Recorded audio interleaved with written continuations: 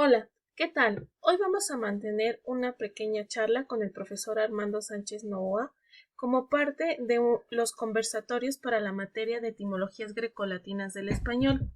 El día de hoy abordaremos el tema elementos no latinos del español. ¿Cómo está? Bien, gracias. Hola, ¿qué tal? Bueno, primeramente me gustaría comenzar realizándole una pregunta. ¿Cómo podría usted definir qué es los elementos o cuáles son los elementos no latinos del español? Bueno, en principio un elemento no latino es aquel que realmente no es de latín. Es algo, para contestar sería fácil, pero en la historia es un tanto difícil, no hay una lengua pura.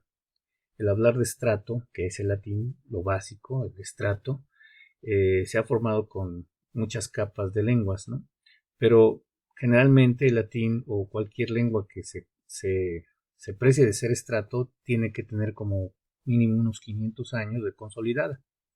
Entonces, después de esos 500 años de que la lengua está condensada, se puede decir que la lengua es un estrato, es una forma sólida. Y cualquier elemento que entre a esa lengua sería un barbarismo, un elemento extraño, diferente a ese estrato que ya se conformó desde hace mucho tiempo. Entonces, ¿desde cuándo podemos evidenciar estos elementos en el español? Bueno, ahí puedo decir que hay como unos 5 momentos o 6 de la península ibérica, estamos hablando del español, con 5 momentos aproximadamente. El primer momento es los celtíberos o celtibéricos, que llegan a la península pues aproximadamente en el milenio 2 ¿Antes o después de Cristo?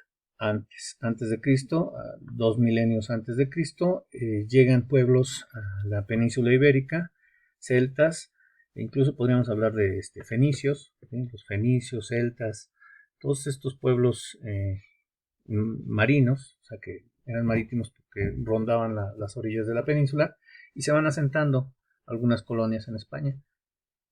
Ese es el primer momento, digamos que ese podríamos hablar de sustrato, lo que se conoce como lo que está por debajo del estrato, que sería el latín. Ah, ok. Entonces, si dijéramos estos conceptos en palabras más simplificadas, es como una capa sobre otra capa. Mm, Entonces, el sustrato es lo que está debajo y posteriormente se añadiría el sustrato. El Al estrato, sustrato, el estrato. sí que es la parte fundamental de la lengua con lo que se va a conformar el español. ¿Eh? O sea, primero, bueno, después de estos 2000 años, acercándonos al siglo I, ¿sí? Más o menos en el siglo II, viene una incursión romana. O sea, los romanos están de la península itálica desde el siglo VII, pero van ganando terreno poco a poco. De Italia se van a la parte central de Europa y después van a la península ibérica y entran aproximadamente en el siglo II. ¿Sí? Los romanos conquistan eh, la península ibérica y también los países, bueno, países, las regiones de Aledañas. sí, aledañas, como la parte norte de Europa. Y esto sería, digamos, los primeros encuentros con los pueblos germanos, ¿no? Ya desde ahí se empiezan a dar algunos elementos que se introducen al español y pues como los romanos conquistan toda la región de Europa, pues muchas lenguas va transmitiendo el, la, digamos, el habla latina. Estamos hablando de latín vulgar. Desde que conquistan Jerusalén, pues ya ahí en el cristianismo, en el siglo I, entonces ya vienen también muchas de las palabras y se internan en el español desde el siglo I. Entonces podemos hablar o mencionarlo como en conceptos más comunes, como oleadas, oleadas de lenguaje, ¿no? Entonces, por ejemplo, de este elemento que menciona de Jerusalén, se vienen todas las palabras al español relacionadas con la Biblia. Con la Biblia, la liturgia, sobre todo tiene nada más nombres. Nos quedaron los nombres de la Biblia, ¿no? sobre todo. Abraham, Sara. No, sustantivos comunes, sino muy pocos, ¿no? Y todos relacionados a la liturgia, ¿no? El Shabbat. Amén, sabat, sábado, etcétera, todas esas palabras, pero son pocas en relación al número de nombres propios que Sí, entraron claro. Josué, Abraham, Jacob, etcétera, y que se fueron modificando con el tiempo. Muy bien. Después de este momento de latín, o surge algo más aledaño, o ya podemos pasar a un siguiente momento. Bueno, tiempo después, ya pasemos a otro momento, que ya estos son cambios. Este es un segundo momento y en el momento en que entra el latín. Pero llega como por el siglo IV, donde ya los romanos dejan de tener una fuerza en el imperio y se van, digamos, desgastando la fuerza o la fuerza política, social, económica, sobre todos los pueblos que tenían. Y a partir del siglo IV llegan oleadas, se dice oleadas fuertes del norte, de germanos, de suevos, de visigodos, al centro y llegan hasta el norte de África. Son pueblos bárbaros que pues introducen ahí bastantes elementos, vocabularios, muchas veces relacionados con elementos de guerra, con instrumentos de guerra, o los nombres propios tienen que ver con elementos de guerra, ¿no? El de la lanza, o el rey de la lanza, o el que salva ciudades, etcétera, ¿no? Y etimológicamente el concepto barbarismo, ¿cómo lo podría dar un sentido más amplio, más sencillo? No sé, porque cuando nos dicen bárbaros, automáticamente pensamos como en personas no civilizadas, ¿no? Pero realmente, ¿por qué se les denominaba bárbaros? Bueno, barbarismo es un término antiquísimo que ya usaban los griegos desde el siglo V o VI antes de Cristo, sexto o quinto antes de Cristo, porque realmente era el pueblo civilizado en esa época.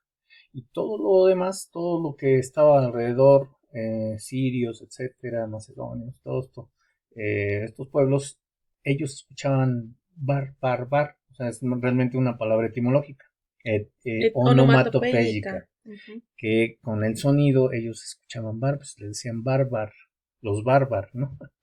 O sea, los bárbaros. No tenía un sentido peyorativo en principio. Como O sea, ahora, ¿no? escuchaban bárbaro, pues eso no es griego, eso es de los bárbaros. Y ahora, pues, entonces toda esa contaminación de lenguas diferentes a Grecia eran de bárbaros, o sea, en palabras bárbaras o barbarismos. Y entonces, por analogía, todas las palabras que entran de otra lengua diferente a tu lengua son extranjerismos o barbarismos, o sea, palabras que no vienen de ahí. Muy bien, y después del elemento germánico, ¿qué otro momento podríamos conocer a partir Bueno, de esta narración? Ahora mi pregunta va, también viendo en la terminología de este tema, nos encontramos con otro concepto que era el de abstrato. abstrato. Bueno, el abstrato o astrato, ya sin la D, que se funde ahí. El astrato es un elemento fuerte que entra a la lengua y que convive con él en un determinado tiempo. El germánico podía haber sido un astrato en ese sentido, pero no se quedó mucho tiempo, o sea, se conservó más bien el latín.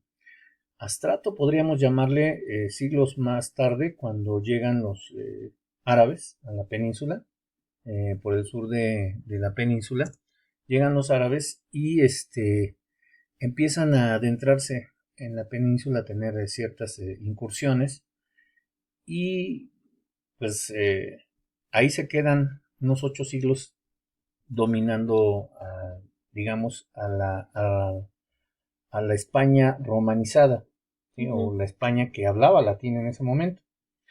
Y se dice que más o menos fueron unos 4.000 vocablos los que se integraron, porque pues ahí sí se quedaron mucho tiempo un tiempo considerable donde hubo intercambios de palabras y préstamos de palabras. El préstamo no necesariamente es un intercambio, yo digo esta palabra por esta, ¿no?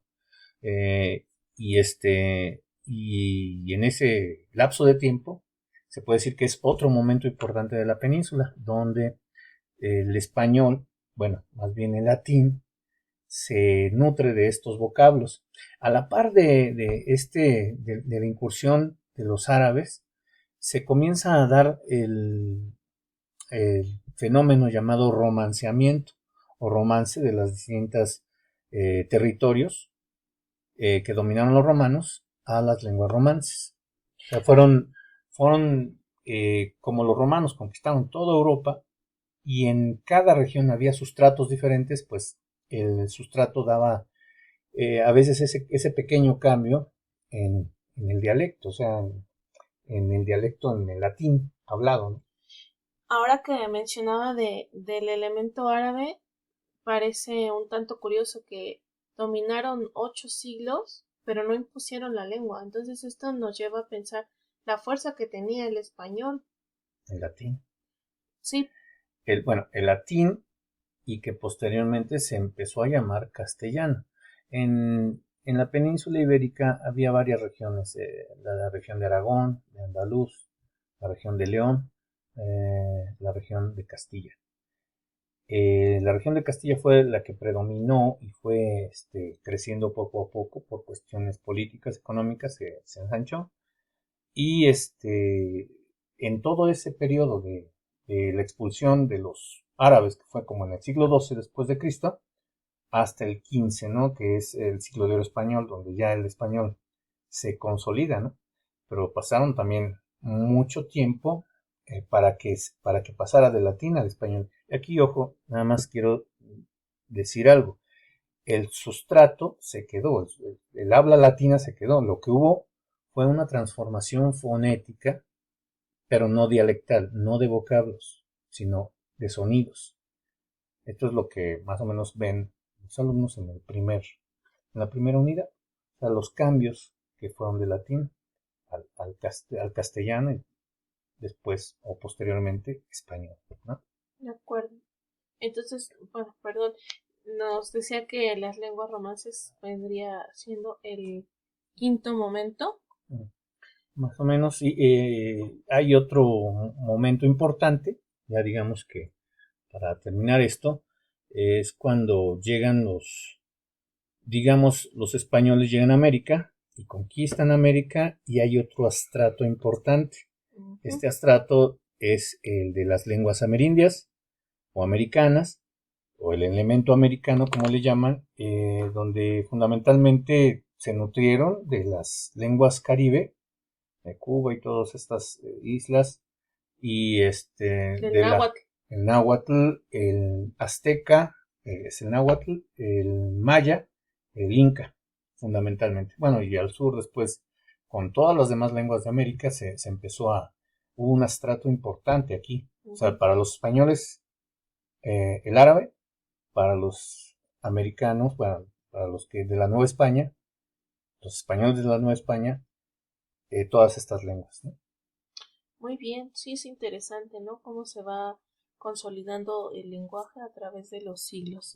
Bueno, y ya por último, bueno, sería el de la actualidad. Digamos, en la actualidad hay otras lenguas modernas que se integran por cuestiones comerciales, políticas, etcétera, ¿no? Sí, como cuestiones de lenguaje de la globalización, ¿no? Toda la tecnología. Bueno, finalmente tenemos una liga que el profesor nos comparte en la cual tenemos algunos, mm, algunos elementos no latinos en forma de listado que el profesor evalúa que son convenientes para que ustedes los revisen. Bueno, pues agradecemos mucho su participación y esperamos que esta sea una primera conversación de muchas. Hasta pronto. Hasta pronto, gracias.